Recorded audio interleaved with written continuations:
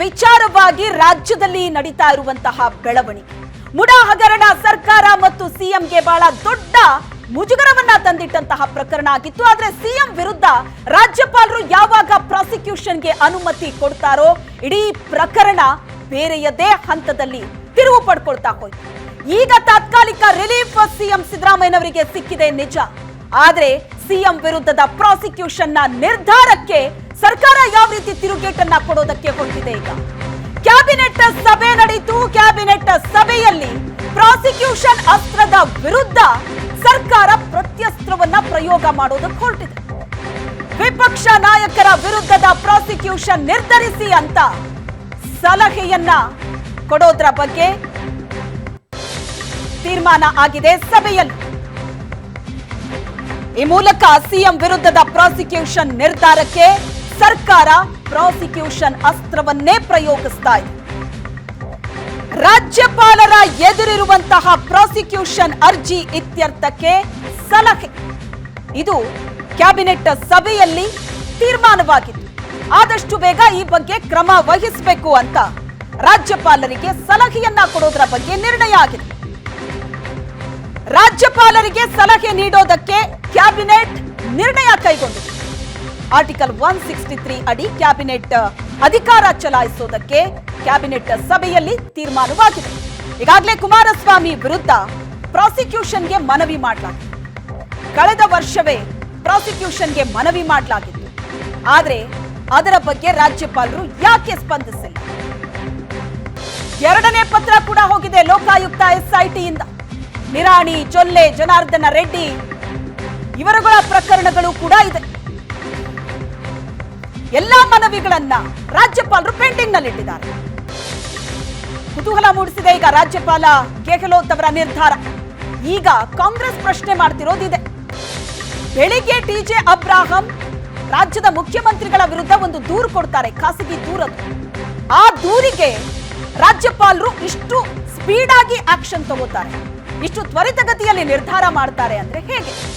ಬೆಳಿಗ್ಗೆ TJ Abraham ದೂರು ಕೊಡ್ತಾರೆ, ಅದೇ ದಿನ ರಾತ್ರಿಯ ಒಳಗೆ ಮುಖ್ಯಮಂತ್ರಿಗಳಿಗೆ ಶೋಕಾಸ್ ನೋಟಿಸ್ ಹೋಗುತ್ತೆ.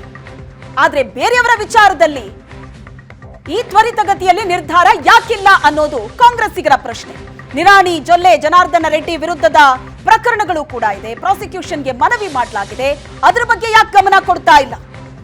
ಕುಮಾರಸ್ವಾಮಿ ಅವರ ವಿರುದ್ಧ 4 ಕೇಸ್ಗಳು ದಾಖಲಾಗಿದೆ. ಈಗಾಗಲೇ ಲೋಕಾಯುಕ್ತ ಎಸ್ಐಟಿ ಕಳೆದ ವರ್ಷವೇ ಪ್ರಾಸಿಕ್ಯೂಷನ್ಗೆ ಮನವಿ ಮಾಡಿತ್ತು.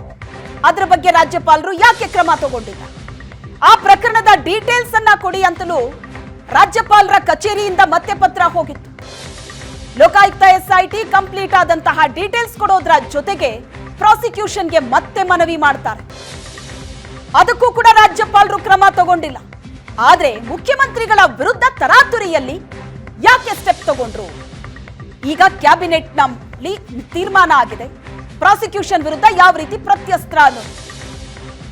ಇದಕ್ಕೆ ರಾಜ್ಯಪಾಲರು ಯಾವ ರೀತಿಯಾದಂತಹ ನಿರ್ಧಾರ ತೆಗೆದುಕೊಳ್ತಾರೆ, ಇದು ಕುತೂಹಲಕ್ಕೆ ಕಾರಣ ಆಗಿದೆ.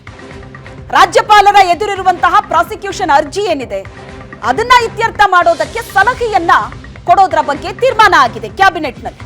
ಆದಷ್ಟು ಬೇಗ ಈ ಬಗ್ಗೆ ಕ್ರಮ ವಹಿಸಬೇಕು ಅಂತ ರಾಜ್ಯಪಾಲರಿಗೆ ಸಲಹೆ ಕೊಡೋದಕ್ಕೆ ಕ್ಯಾಬಿನೆಟ್ನಲ್ಲಿ ನಿರ್ಧಾರವಾಗಿದೆ. ಆರ್ಟಿಕಲ್ 163 ಅಡಿ ಕ್ಯಾಬಿನೆಟ್ ಅಧಿಕಾರವನ್ನ ಚಲಾಯಿಸೋದಕ್ಕೆ ಕ್ಯಾಬಿನೆಟ್ನಲ್ಲಿ ತೀರ್ಮಾನಿಸಲಾಗಿದೆ. ಈಗಾಗಲೇ ಕುಮಾರಸ್ವಾಮಿ ವಿರುದ್ಧ ಪ್ರಾಸಿಕ್ಯೂಷನ್ಗೆ ಮನವಿ ಮಾಡಲಾಗಿದೆ. ಅದೇ ತರ ನಿರಾಣಿ, ಜೊಲ್ಲೆ, ರೆಡ್ಡಿ ವಿರುದ್ಧ ಪ್ರಾಸಿಕ್ಯೂಷನ್ಗೂ ಕೂಡ ಮನವಿ ಇದೆ. ಈ ಎಲ್ಲ ಮನವಿಗಳನ್ನ ರಾಜ್ಯಪಾಲರು ಪೆಂಡಿಂಗ್ ನಲ್ಲಿ ಇಟ್ಟಿದ್ದಾರೆ. ಆದ್ರೆ ಮುಖ್ಯಮಂತ್ರಿಗಳ ವಿರುದ್ಧದ ಒಂದು ದೂರಿಗೆ ರಾಜ್ಯಪಾಲರು ಇಷ್ಟು ತರಾತುರಿಯಲ್ಲಿ ತೀರ್ಮಾನ ತೆಗೆದುಕೊಂಡಿದ್ದರ ಬಗ್ಗೆ ಈಗ ಕಾಂಗ್ರೆಸ್ ಕೆಂಡಾಮಂಡಲವಾಗಿದೆ.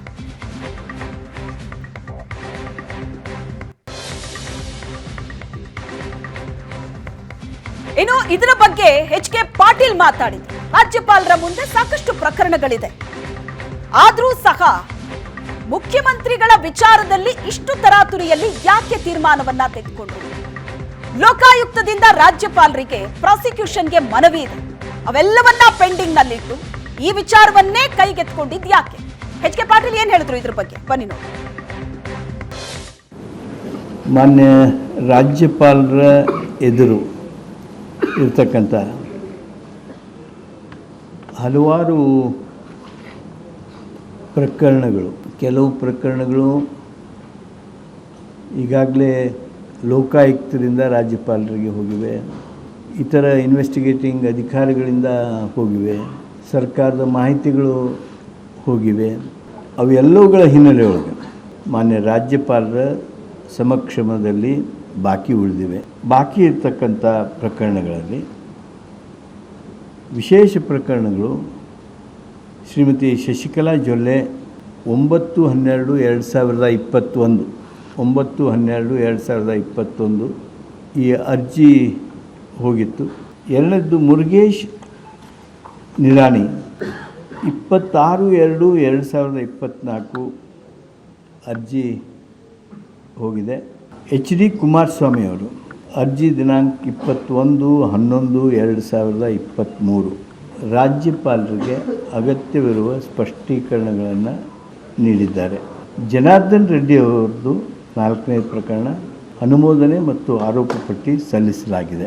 ಈ ಬಾಕಿ ಇರುವ ಈ ವಿಷಯಗಳಲ್ಲಿ ತೀರ್ಮಾನಗಳನ್ನು ಶೀಘ್ರವಾಗಿ ತೆಗೆದುಕೊಳ್ಳಲು, ನ್ಯಾಯದ ಪ್ರಕ್ರಿಯೆಯನ್ನು ಸುಗಮಗೊಳಿಸಲು ಈ ವಿಷಯಗಳಲ್ಲಿ ಮಾನ್ಯ ರಾಜ್ಯಪಾಲರಿಗೆ ಆರ್ಟಿಕಲ್ 163 ಅನ್ವಯ 163ನೇ ವಿಧಿ ಅನ್ವಯ ನೆರವು ಮತ್ತು ಸಲಹೆ ನೀಡಲು ಸಂಪುಟದ ಅವಕಾಶ ಏನಿದೆ ಅದನ್ನು ಬಳಸಿಕೊಂಡು ಮಾನ್ಯ ರಾಜ್ಯಪಾಲರಿಗೆ we have given aid and advice ನೀಡೋದಕ್ಕೆ ಕ್ಯಾಬಿನೆಟ್ ತನ್ನ ಅಪ್ರೂವಲನ್ನು ನೀಡಿದೆ.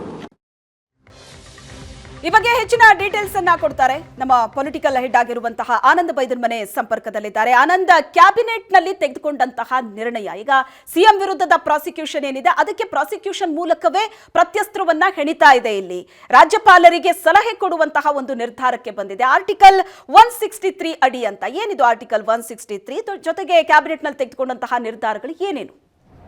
ಎಲ್ಲವೂ ನಿರೀಕ್ಷೆಯಂತೆ ಇವತ್ತಿನ ಸಚಿವ ಸಂಪುಟ ಸಭೆಯಲ್ಲಿ ನಿರ್ಣಯವನ್ನು ತೆಗೆದುಕೊಳ್ಳಲಾಗಿದೆ. ಶ್ವೇತಾ, ಅಂದರೆ ಈಗಾಗಲೇ ಮುಖ್ಯಮಂತ್ರಿ ಸಿದ್ದರಾಮಯ್ಯ ವಿರುದ್ಧ ಮೂಡ ಹಗರಣಕ್ಕೆ ಸಂಬಂಧಪಟ್ಟಾಗೆ ಪ್ರಾಸಿಕ್ಯೂಷನ್ಗೆ ಅನುಮತಿ ಕೊಟ್ಟ ನಂತರದಲ್ಲಿ ಸಚಿವ ಸಂಪುಟ ಸಭೆ ರಾಜ್ಯಪಾಲರ ನಿರ್ಧಾರಗಳಿಗೆ ವಿರೋಧವನ್ನು ವ್ಯಕ್ತಪಡಿಸಿ ನಿರ್ಣಯವನ್ನು ತೆಗೆದುಕೊಂಡಿತ್ತು.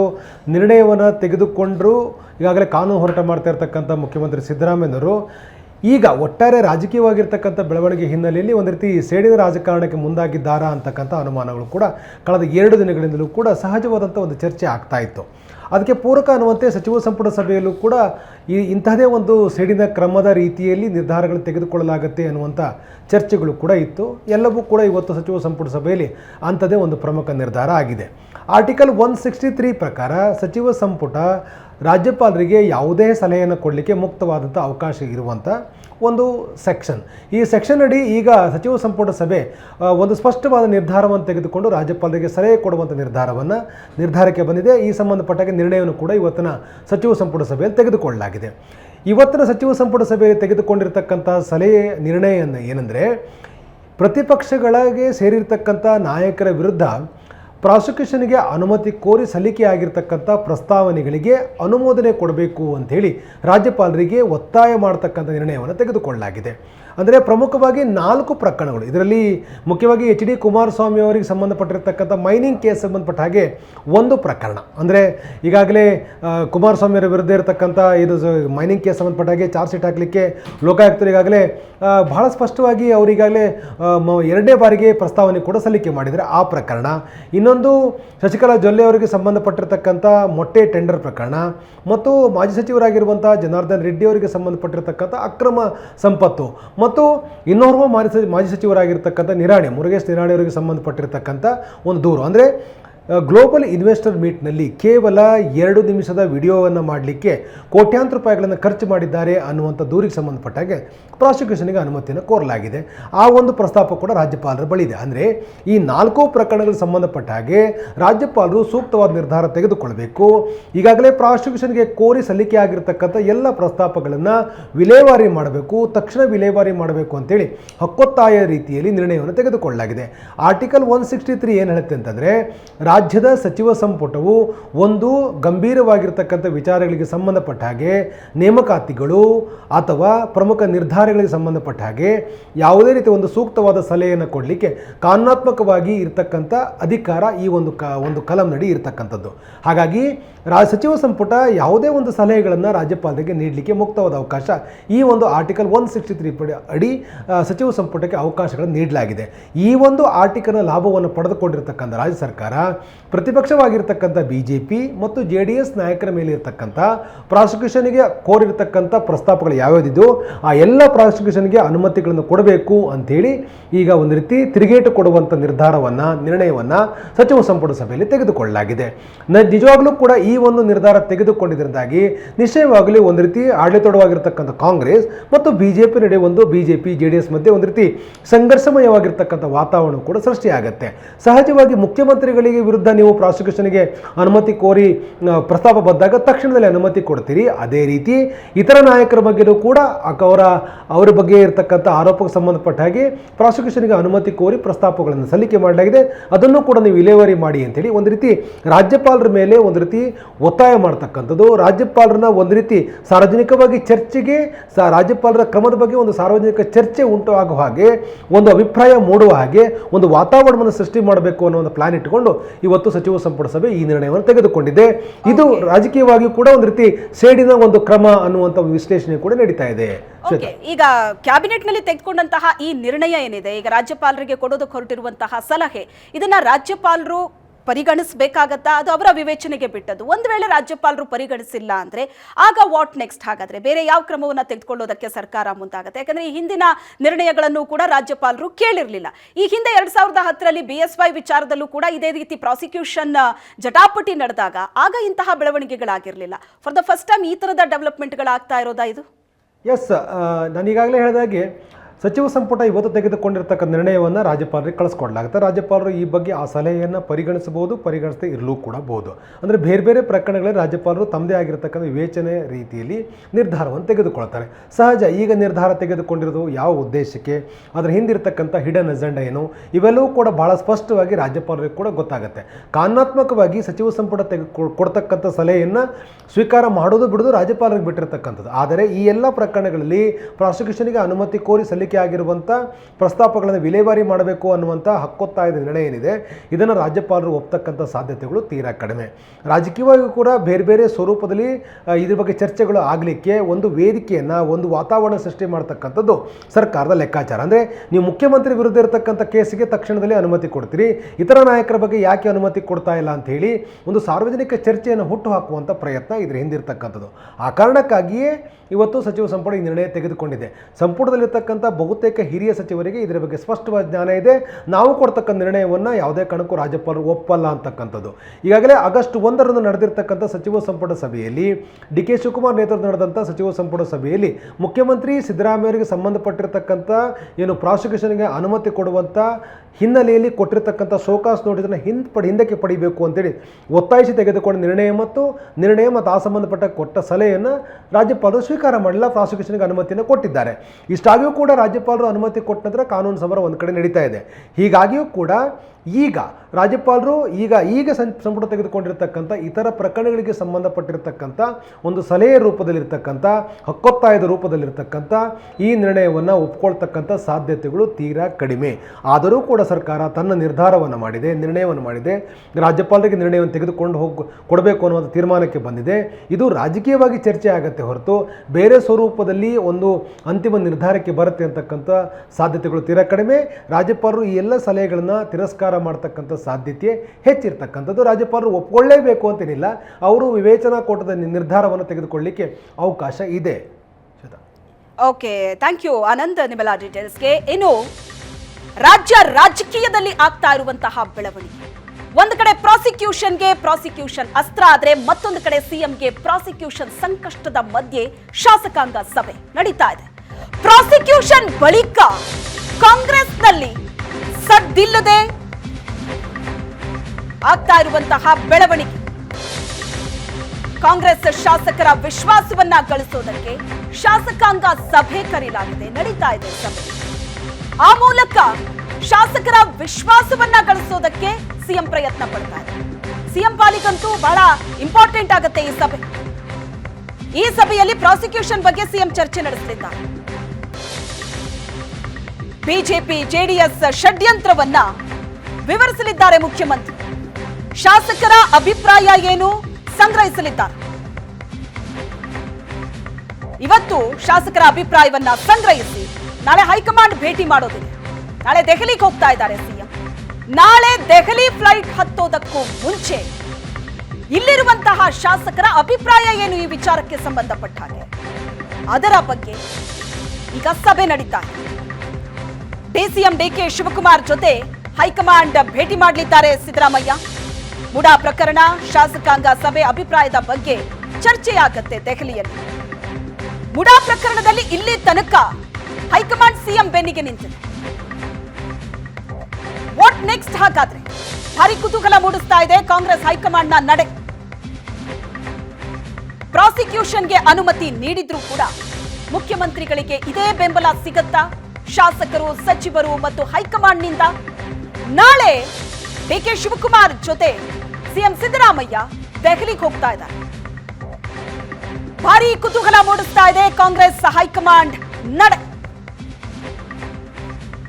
ಇವಾಗ ಹೆಚ್ಚಿನ ಡೀಟೇಲ್ಸ್ ಅನ್ನ ಕೊಡ್ತಾರೆ ಆನಂದ್ ವೈದ್ಯಮನೆ ಸಂಪರ್ಕದಲ್ಲಿದ್ದಾರೆ.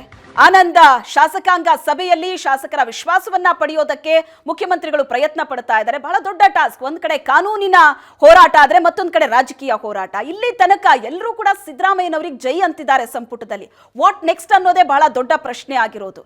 ಹಾಗಾದ್ರೆ ಹೈಕಮಾಂಡ್ ಪ್ರಾಸಿಕ್ಯೂಷನ್ಗೆ ಅನುಮತಿ ಕೊಟ್ಟ ನಂತರವೂ ಕೂಡ ಇದೇ ರೀತಿ ಸಪೋರ್ಟ್ ಅನ್ನ ಕೊಡುತ್ತಾ? ಅದೇ ಬಹಳ ಇಂಪಾರ್ಟೆಂಟ್. ಈಗ ಶ್ವೇತಾ, ಈಗ ಮುಖ್ಯಮಂತ್ರಿ ಸಿದ್ದರಾಮಯ್ಯ ನೇತೃತ್ವದಲ್ಲಿ ಕಾಂಗ್ರೆಸ್ನ ಶಾಸಕಾಂಗ ಪಕ್ಷ ಸಭೆ ಆರಂಭಗೊಂಡಿದೆ. ವಿಧಾನಸೌಧ ಸಮ್ಮೇಳನ ಸಭಾಂಗಣದಲ್ಲಿ ನಡೀತಾ ಇರುವಂಥ ಶಾಸಕಾಂಗ ಪಕ್ಷ ಸಭೆಯಲ್ಲಿ ಶಾಸಕರುಗಳು, ಸಚಿವರೆಲ್ಲರೂ ಕೂಡ ಭಾಗವಹಿಸಿದ್ದಾರೆ. ಡಿಕೆ ಶಿವಕುಮಾರ್ ಸೇರಿದಾಗೆ ಪ್ರಮುಖ ನಾಯಕರು ಕೂಡ ಇವತ್ತಿನ ಸಭೆಯಲ್ಲಿ ಭಾಗವಹಿಸಿರ್ತಕ್ಕಂಥದ್ದು. ಈ ಸಭೆಯ ಅಜೆಂಡಾ ಇರತಕ್ಕಂಥದ್ದು ಮುಖ್ಯಮಂತ್ರಿ ಸಿದ್ದರಾಮಯ್ಯರ ಪರವಾಗಿ ಎಲ್ಲ ಶಾಸಕರು ಇದ್ದಾರೆ ಅನ್ನುವಂಥ ಒಂದು ನಿರ್ಣಯಕ್ಕೆ ಬರ್ತಕ್ಕಂಥದ್ದು. ಈ ಬಗ್ಗೆ ಈ ನಿರ್ಣಯವನ್ನು ಇವತ್ತಿನ ಶಾಸಕಾಂಗ ಪಕ್ಷ ಸಭೆಯಲ್ಲಿ ತೆಗೆದುಕೊಳ್ತಕ್ಕಂಥದ್ದು. ಹಾಗಾಗಿ ಇವತ್ತಿನ ಶಾಸಕಾಂಗ ಪಕ್ಷ ಸಭೆಯನ್ನು ಕರೆಯಲಾಗಿದೆ. ಇವತ್ತು ಬೆಳಗ್ಗೆ ಸಚಿವ ಸಂಪುಟ ಸಭೆ ಆದ ಬಳಿಕ ಶಾಸಕಾಂಗ ಪಕ್ಷ ಸಭೆಯನ್ನು ನಡೆಸಬೇಕು ಅನ್ನುವ ನಿರ್ಧಾರವನ್ನು ಕಳೆದ 3-4 ದಿನಗಳ ಹಿಂದೆಯೇ ಮುಖ್ಯಮಂತ್ರಿ ಸಿದ್ದರಾಮಯ್ಯವರು ನಿರ್ಧಾರವನ್ನು ಮಾಡಿದರು. ಹಾಗಾಗಿ ಮುಖ್ಯಮಂತ್ರಿ ಸಿದ್ದರಾಮಯ್ಯನವರ ಒಂದು ನಿರ್ಧಾರದ ಹಿನ್ನೆಲೆಯಲ್ಲಿ ಇವತ್ತು ಸಚಿವ ಸಂಪುಟ ಸಭೆಯ ಬಳಿಕ ಈಗ ಶಾಸಕಾಂಗ ಪಕ್ಷ ಸಭೆ ಕೂಡ ನಡೀತಾ ಇದೆ. ಸಭೆಯಲ್ಲಿ ಬಹಳ ಪ್ರಮುಖವಾಗಿ ಶಾಸಕರುಗಳಿಗೆ ಒಂದಷ್ಟು ಮಾಹಿತಿ ಕೊಡ್ತಕ್ಕಂಥ ಒಂದು ಪ್ರಯತ್ನವನ್ನು ಮುಖ್ಯಮಂತ್ರಿ ಮಾಡ್ತಾ ಇದ್ದಾರೆ. ಅಂದರೆ ಈ ಮೂಡಾ ಪ್ರಕರಣ ಸಂಬಂಧಪಟ್ಟಾಗೆ ಕಳೆದ 2 ತಿಂಗಳು ನಡೀತಾ ಇರುವಂಥ ಒಂದು ರಾಜಕೀಯವಾಗಿರ್ತ ಚರ್ಚೆಗಳು ಮತ್ತು ಕಾನೂನಾತ್ಮಕವಾಗಿ ನಡೀತಿರುವಂಥ ಎಲ್ಲ ಬೆಳವಣಿಗೆಗಳು ಮತ್ತು ಆ ಪ್ರತಿಪಕ್ಷ ಮತ್ತು ಆಡಳಿತ ಪಕ್ಷದ ಮಧ್ಯೆ ಇರತಕ್ಕಂಥ ವಾಕ್ಸಮರ ಇವೆಲ್ಲದರ ಬಗ್ಗೆಯೂ ಕೂಡ ಒಂದು ವಿಸ್ತೃತವಾಗಿರುವಂಥ ಮಾಹಿತಿಯನ್ನು ಮುಖ್ಯಮಂತ್ರಿಗಳು ನೀಡೋರಿದ್ದಾರೆ. ಸಹಜವಾಗಿ ಮೂಡಾ ಪ್ರಕರಣ ಅಂದ ತಕ್ಷಣ ಮೂಡಾ ಪ್ರಕರಣದಲ್ಲಿ ಮುಖ್ಯಮಂತ್ರಿಗಳು 14 ಸೈಟ್ಗಳನ್ನು, ಅಂದರೆ ಮುಖ್ಯಮಂತ್ರಿಯ ಏನು ಪತ್ನಿಗೆ 14 ಸೈಟ್ಗಳನ್ನು ನೀಡಲಾಗಿದೆ ಅಂತಕ್ಕಂಥದ್ದು, ನಿಯಮ ಬಾಹಿರವಾಗಿ ಸೈಟ್ಗಳನ್ನು ಪಡೆಯಲಾಗಿದೆ ಅನ್ನುವಂಥ ಸಾರ್ವಜನಿಕವಾದಂಥ ಒಂದು ಚರ್ಚೆ ಇದೆ. ಚರ್ಚೆಯ ಕಾರಣಕ್ಕೆ ಸಹಜವಾಗಿ ಶಾಸಕರುಗಳಿಗೆ ಒಂದಷ್ಟು ಅನುಮಾನ, ಸಂಶಯಗಳು ಇದ್ದೇ ಇದೆ. ಈ ಎಲ್ಲ ವಿಚಾರಗಳ ಬಗ್ಗೆನೂ ಕೂಡ ವಿಸ್ತೃತವಾಗಿರುವಂಥ ಪ್ರಶ್ನೆಗಳು ಸಹಜವಾಗಿ ಬಂದಾಗ ಅದಕ್ಕೆ ವಾಪಸ್ ಮಾಹಿತಿ ಕೊಡ್ತಕ್ಕಂಥ ಪ್ರಯತ್ನವನ್ನು ಮುಖ್ಯಮಂತ್ರಿ ಮಾಡೋರಿದ್ದಾರೆ. ಹಾಗಾಗಿ ಮುಖ್ಯಮಂತ್ರಿಗಳು ಇವತ್ತಿನ ಸಭೆಯಲ್ಲಿ ಇಡೀ ಪ್ರಕರಣ ಸಂಬಂಧಪಟ್ಟ ಹಾಗೆ ನಡೆದಿರ್ತಕ್ಕಂಥ ಬೆಳವಣಿಗೆಗಳು, ಕಾನೂನಿನ ಅವಕಾಶಗಳು, ಕಾನೂನಿನ ಮತ್ತು ನಿಯಮಗಳನ್ನು ಮೀರಿರ್ತಕ್ಕಂಥ ಕೆಲವೊಂದು ಸಂಗತಿಗಳು ಮತ್ತು ಈಗ ನಡೀತಿರುವಂಥ ಕಾನೂನು ಹೋರಾಟಗಳು, ರಾಜಕೀಯವಾಗಿ ನಡೆ, ಇದರ ಹಿಂದಿರ್ತಕ್ಕಂಥ ಷಡ್ಯಂತ್ರಗಳು, ಸೊ ಇದ್ರ ಹಿಂದಿರ್ತಕ್ಕಂಥ ವ್ಯಕ್ತಿಗಳು ಮತ್ತು ಸಂಘಟನೆಗಳು ಇವೆಲ್ಲದರ ಬಗ್ಗೆಯೂ ಕೂಡ ಒಂದು ವಿಸ್ತೃತವಾಗಿರುವಂಥ ಮಾಹಿತಿಯನ್ನು ಮುಖ್ಯಮಂತ್ರಿ ಕೊಡ್ತಾರೆ. ಸಹಜವಾಗಿ ಕ್ಷೇತ್ರಗಳಲ್ಲಿ ಪ್ರತಿಯೊಂದು ಜಿಲ್ಲೆಗಳಲ್ಲೂ ಪ್ರತಿಯೊಂದು ಕ್ಷೇತ್ರದಲ್ಲೂ ಕೂಡ ಶಾಸಕರುಗಳು ಈ ವಿಚಾರವನ್ನು ಎದುರಿಸಬೇಕಾಗುತ್ತೆ. ಹಾಗಾಗಿ ಸಾರ್ವಜನಿಕರ ಮುಂದೆ ಹೋದಾಗ, ಮಾಧ್ಯಮಗಳ ಮುಂದೆ ಹೋದಾಗ ಈ ಇಡೀ ಪ್ರಕರಣ ಸಂಬಂಧಪಟ್ಟಾಗೆ ಸರ್ಕಾರವನ್ನು, ಮುಖ್ಯಮಂತ್ರಿಗಳನ್ನ ಡಿಫೆಂಡ್ ಮಾಡ್ಕೊಂಡು ಮಾತಾಡ್ತಕ್ಕಂಥ ಅವಕಾಶ ಇರುತ್ತೆ. ಹಾಗಾಗಿ ಆ ಅವಕಾಶಗಳನ್ನು ಹೇಗೆ ಬಳಕೆ ಮಾಡಿಕೊಳ್ಬೇಕು ಮತ್ತು ಮಾಧ್ಯಮಗಳಿಗೆ, ಜನರಿಗೆ ಯಾವ ಸ್ಪಷ್ಟನೆಯನ್ನು ಕೊಡಬೇಕು, ಎಲ್ಲದರ ಬಗ್ಗೆಯೂ ಕೂಡ ಒಂದು ರೂಪರೇಷೆಗಳನ್ನು ಸಿದ್ಧಪಡಿಸುವಂಥ ಹಿನ್ನೆಲೆಯಲ್ಲಿ ಇವತ್ತಿನ ಒಂದು ಶಾಸಕಾಂಗ ಪಕ್ಷ ಸಭೆ ಅತ್ಯಂತ ಮಹತ್ವವನ್ನು ಪಡೆದುಕೊಂಡಿರ್ತಕ್ಕಂಥದ್ದು. ಸಹಜವಾಗಿ ಮುಖ್ಯಮಂತ್ರಿಗಳ ಬಗ್ಗೆ, ಮುಖ್ಯಮಂತ್ರಿ ಇತ್ತೀಚೆಗೆ ಕೊಟ್ಟಿರ್ತಕ್ಕಂಥ ಹೇಳಿಕೆಗಳ ಬಗ್ಗೆ, ನಡೆದಿರ್ತಕ್ಕಂಥ ಒಟ್ಟಾರೆ ಬೆಳವಣಿಗೆಗಳ ಬಗ್ಗೆ, ರಾಜ್ಯಪಾಲರ ಕ್ರಮದ ಬಗ್ಗೆ ಸಹಜವಾದ ಅನುಮಾನ, ಸಂಶಯಗಳು ಸಾರ್ವಜನಿಕ ವಲಯದಲ್ಲಿದೆ. ಅದೇ ರೀತಿ ಅಭಿಪ್ರಾಯಗಳನ್ನು ಕೂಡ ಬಹುತೇಕ ಶಾಸಕರು ಕೂಡ ಹೊಂದಿದ್ದಾರೆ. ಹಾಗಾಗಿ ಒಂದಷ್ಟು ಕ್ಲಾರಿಟಿ ತೆಗೆದುಕೊಳ್ಬೇಕು ಅನ್ನೋದು, ಮುಖಾಮುಖಿ ಈ ರೀತಿ ಕ್ಲಾರಿಟಿ ತೆಗೆದುಕೊಳ್ಳಲಿಕ್ಕೆ ಒಂದು ಅವಕಾಶ ಅಂತಂದರೆ ಶಾಸಕಾಂಗ ಪಕ್ಷ ಸಭೆ. ಹಾಗಾಗಿ ಈ ಶಾಸಕಾಂಗ ಪಕ್ಷ ಸಭೆಯಲ್ಲಿ ಒಟ್ಟಾರೆ ಬೆಳವಣಿಗೆ ಬಗ್ಗೆ ಮಾಹಿತಿ ಕೊಡುವಂಥ ಹಿನ್ನೆಲೆಯಲ್ಲಿ ಈ ಈ ಸಭೆ ನಡೀತಾ ಇರುವಂಥದ್ದು. ಸಭೆಯಲ್ಲಿ ಮುಖ್ಯಮಂತ್ರಿಗಳು ಎಲ್ಲ ರೀತಿಯ ಮಾಹಿತಿಯನ್ನು ಕೊಟ್ಟ ಬಳಿಕ ಪಕ್ಷ ತೆಗೆದುಕೊಂಡಂಥ ನಿರ್ಧಾರ, ಹೈಕಮಾಂಡ್ ತೆಗೆದುಕೊಂಡಿರ್ತಕ್ಕಂಥ ನಿರ್ಧಾರ, ಕಾನೂನಾತ್ಮಕವಾಗಿ ನಡೀತಾ ಇರುವಂಥ ಹೋರಾಟ, ರಾಜ್ಯಪಾಲರ ನಡೆ ಮತ್ತು ನಡೆಯ ಹಿಂದಿರ್ತಕ್ಕಂಥ ಒಂದು ವ್ಯವಸ್ಥಿತವಾಗಿರುವಂಥ ಒಂದು ಷಡ್ಯಂತ್ರಗಳು, ಇವೆಲ್ಲದರ ಬಗ್ಗೆಯೂ ಕೂಡ ಚರ್ಚೆ ಏನೇನಾಗಿತ್ತು ಎಲ್ಲದರ ಬಗ್ಗೆಯೂ ಕೂಡ ವಿಸ್ತೃತವಾದಂಥ ಚರ್ಚೆಯ ಬಳಿಕ ಅಂತಿಮ ನಿರ್ಣಯಕ್ಕೆ ಬರಲಾಗುತ್ತೆ. ಮುಖ್ಯಮಂತ್ರಿ ಸಿದ್ದರಾಮಯ್ಯರ ಪರವಾಗಿ ಎಲ್ಲ ಶಾಸಕರು ಇದ್ದಾರೆ ಅನ್ನುವಂಥ ಒಂದು ನಿರ್ಣಯವನ್ನು ತೆಗೆದುಕೊಳ್ಳಲಾಗುತ್ತೆ. ಈ ನಿರ್ಣಯವನ್ನು ನಾಳೆ ಮುಖ್ಯಮಂತ್ರಿಗಳು ದೆಹಲಿಗೆ ಹೋದಾಗ ದೆಹಲಿಯಲ್ಲಿ ಕಾಂಗ್ರೆಸ್ನ ಹಿರಿಯ ನಾಯಕರಾಗಿರುವಂಥ ರಾಹುಲ್ ಗಾಂಧಿ, ಮಲ್ಲಿಕಾರ್ಜುನ್ ಖರ್ಗೆ, ಸೋನಿಯಾ ಗಾಂಧಿ ಸೇರಿದಾಗೆ ಪ್ರಮುಖ ನಾಯಕರಿಗೆ ಸಂಪೂರ್ಣವಾಗಿರ್ತಕ್ಕಂಥ ಮಾಹಿತಿಯನ್ನು ಕೊಡೋರಿದ್ದಾರೆ. ಆ ಒಂದು ಮಾಹಿತಿ ಕೊಡುವ ಸಂದರ್ಭದಲ್ಲಿ ನನ್ನೊಂದಿಗೆ ಕೇವಲ ಸಚಿವರಷ್ಟೇ ಅಲ್ಲ, ಬದಲಾಗಿ ಎಲ್ಲ ಶಾಸಕರು ಕೂಡ ನನ್ನ ಜೊತೆ ನಿಂತಿದ್ದಾರೆ, ಎಲ್ಲ ಶಾಸಕರು ಕೂಡ ಸಹಮತವನ್ನು ವ್ಯಕ್ತಪಡಿಸಿದ್ದಾರೆ, ನನಗೆ ನಾಯಕತ್ವಕ್ಕೆ ಬೆಂಬಲವನ್ನು ವ್ಯಕ್ತಪಡಿಸಿದ್ದಾರೆ ಅನ್ನೋದನ್ನು ಸಾಬೀತುಪಡಿಸುವಂಥ ಹಿನ್ನೆಲೆಯಲ್ಲಿ ಈ ನಿರ್ಣಯ ಬಹಳ ಪ್ರಮುಖ ಆಗುತ್ತೆ. ಆ ಕಾರಣಕ್ಕಾಗಿ ಶಾಸಕರ ಬೆಂಬಲ ಇರತಕ್ಕಂಥ ನಿರ್ಣಯವನ್ನು ತೆಗೆದುಕೊಳ್ಳಬೇಕು ಅನ್ನುವಂಥ ಹಿನ್ನೆಲೆಯಲ್ಲಿ ಇವತ್ತಿನ ಶಾಸಕ ಪಕ್ಷ ಸಭೆ ಕರೆದಿರ್ತಕ್ಕಂಥದ್ದು. ವಿಸ್ತೃತ ಚರ್ಚೆ ಕೂಡ ಮುಂದುವರೆದಿದೆ. ನಾಳೆ ಬೆಳಿಗ್ಗೆ 11 ಗಂಟೆಗೆ ಮುಖ್ಯಮಂತ್ರಿಗಳು ದೆಹಲಿಗೆ ಹೋಗಿ ಕೇಂದ್ರದ ಎಲ್ಲ ಕಾಂಗ್ರೆಸ್ ನಾಯಕರನ್ನು ಭೇಟಿ ಮಾಡಿ ವಾಪಸ್. ಆದ್ರೆ ಈಗ ಕಾಂಗ್ರೆಸ್ನಲ್ಲಿ ಬಣಗಳು ಇರೋದು ಎಲ್ರಿಗೂ ಕೂಡ ಗೊತ್ತಿರೋ ವಿಚಾರವೇ. ಮೇಲ್ನೋಟಕ್ಕೆ ಎಲ್ಲರೂ ಸಿದ್ದರಾಮಯ್ಯನವರ ಬೆನ್ನಿಗೆ ನಾವು ನಿಂತಿದ್ದೀವಿ, ಜೈ ಅಂತಿದ್ದಾರೆ ನಿಜ. ಆದ್ರೆ ಒಳಗೊಳಗೆ ಗೊಂದಲಗಳಂತೂ ಇದ್ದೇ ಇದೆ. ಈಗ ಹೈಕಮಾಂಡ್ ಏನಾದರೂ ಸ್ಟ್ರಿಕ್ಟ್ ಆದಂತಹ ಸಂದೇಶ ಕೊಟ್ಟಿದ್ಯಾ ಇಂಥ ಸಂದರ್ಭದಲ್ಲಿ ಸಿದ್ದರಾಮಯ್ಯನವರಿಗೆ ಬೆಂಬಲಕ್ಕೆ ಎಲ್ಲರೂ ಕೂಡ ನಿಲ್ಲಬೇಕು ಅಂತ? ಯಾಕಂದ್ರೆ ಒಂದು ಸ್ವಲ್ಪ ಆಚೆ ಈಚೆ ಆಯ್ತು ಅಂದ್ರೆ ಅಭಿಪ್ರಾಯಗಳನ್ನ ವ್ಯಕ್ತಪಡಿಸೋದಕ್ಕೆ ಶುರು ಮಾಡಿಬಿಡ್ತಾರೆ ಬಣದಲ್ಲಿರುವಂತಹ ಬೇರೆ ಬೇರೆ ನಾಯಕರು.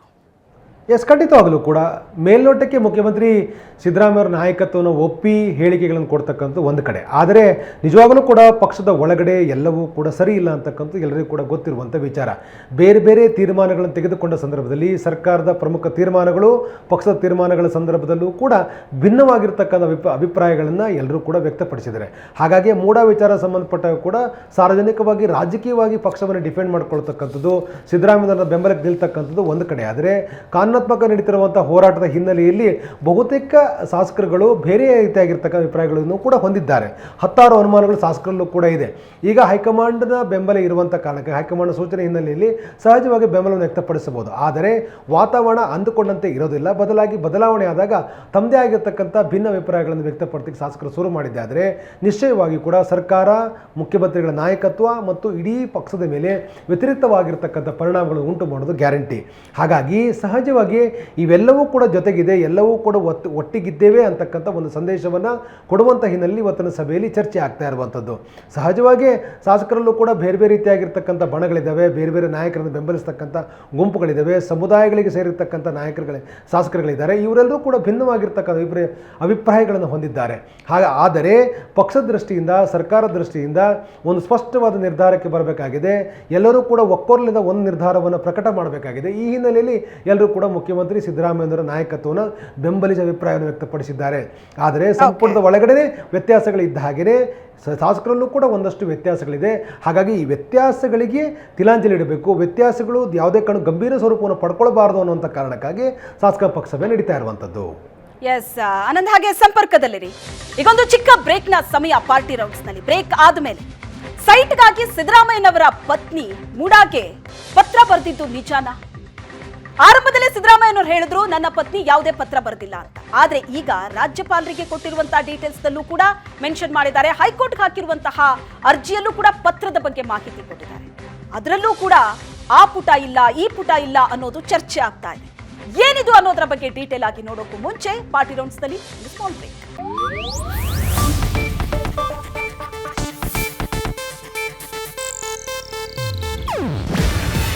ಇದು ಏಷ್ಯಾನೆಟ್ ನ್ಯೂಸ್ ನೆಟ್ವರ್ಕ್ ಪ್ರಸ್ತುತಿ. ನೀವು ನೋಡ್ತಿದ್ದೀರಾ ಏಷ್ಯಾನೆಟ್ ಸುವರ್ಣ ನ್ಯೂಸ್.